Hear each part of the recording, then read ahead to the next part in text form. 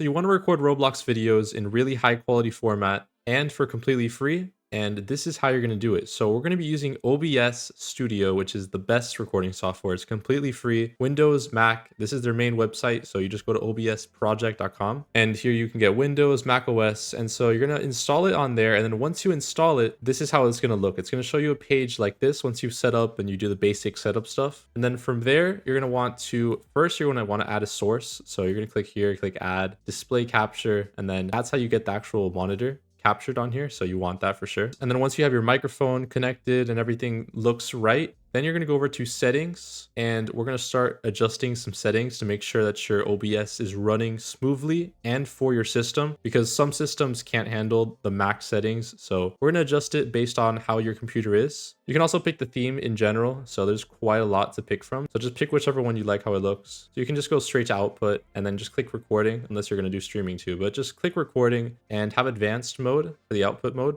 Type standard, and then recording path is going to be where your video actually goes when you end the recording. So all your recordings are going to be saved in this folder. So it's pretty important to have an accessible folder where you know where it is, because all your videos will be there. Now, as for recording format, I pick MP4, and that one has worked really well for me. It's one of the most widely used formats, so I would just go with MP4. Works really well. Now, video encoder is really important. This is what OBS will use to encode all your videos. So it's mainly just going to be between X264 and then NVIDIA NVENC H264. And if you have an AMD graphics card, it's going to be slightly different, but something still similar that's just separate from X264. So X264 is using your CPU to encode all these videos, and the NVIDIA or the AMD NVENC H264, something like that for AMD, and NVIDIA just looks like that. That is for GPU encoding. Now, in most cases, you're going to want to use your graphics card as much as possible and just try and get away from X264, because if you're using X264, it's going to be a lot of power on your CPU, and so you're going to start lagging in games, especially if you have a powerful graphics card. So anything above like an RTX, anything RTX, and even some high-end GTX, NVIDIA's, and any good AMD graphics card, definitely use NVENC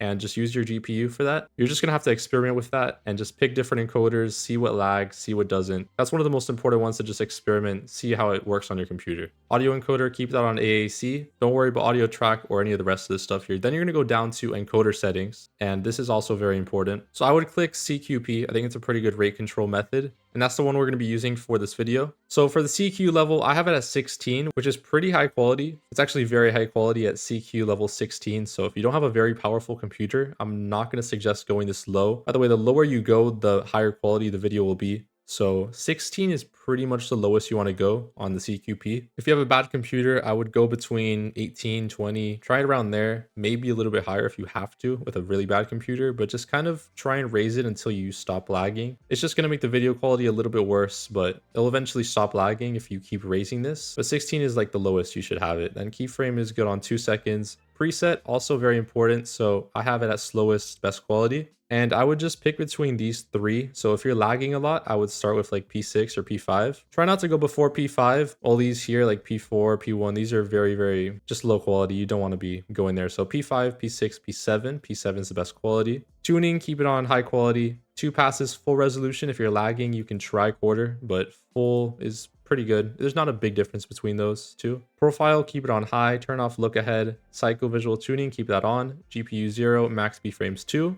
Audio, make sure that your sample rate is the same as your microphone, and also make sure your channels is on stereo. Don't have that on mono. It's important. And then just select your mic here if you don't already have it, and maybe your desktop audio also, keep it on default. And then for video, your base canvas resolution is going to be your monitor's resolution. So I have a 4K monitor, and so I have 4K here. And then the output scales resolution is your actual video's resolution. So I'm doing 1080p videos, and so I'm downscaling from 4K to 1080p. And then to downscale, I'm using the downscale filter of Lansos, which is the best one.